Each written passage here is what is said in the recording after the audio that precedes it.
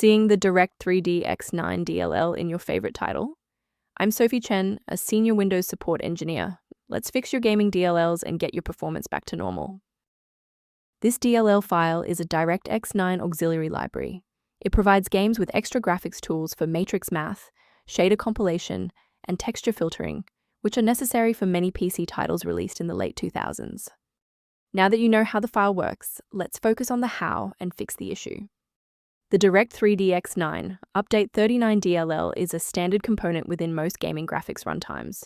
You can resolve this by installing the Microsoft DirectX End-User Runtime to restore legacy D3DX and X input files, and updating your GPU drivers if the error involves OpenGL, OpenCL, or CUDA. If a standard reinstallation doesn't restore the library, we need to verify if the system environment is properly recognizing the new components.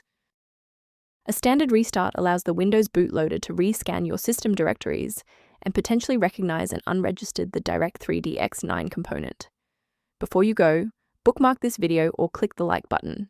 This ensures the video stays in your library so you can finish the final steps as soon as you're back at your desktop. Beyond the repair, maintaining a secure workstation requires avoiding a few common technical mistakes. Safety first, never attempt to replace the DirectX 9 Update 39 DLL with files found on random download portals.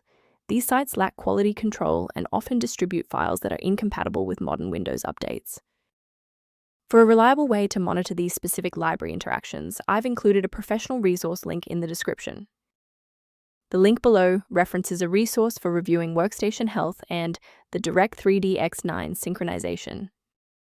If this diagnostic helped you resolve your DirectX End-User Runtime error, please like the video and subscribe for more technical insights and system stability tips.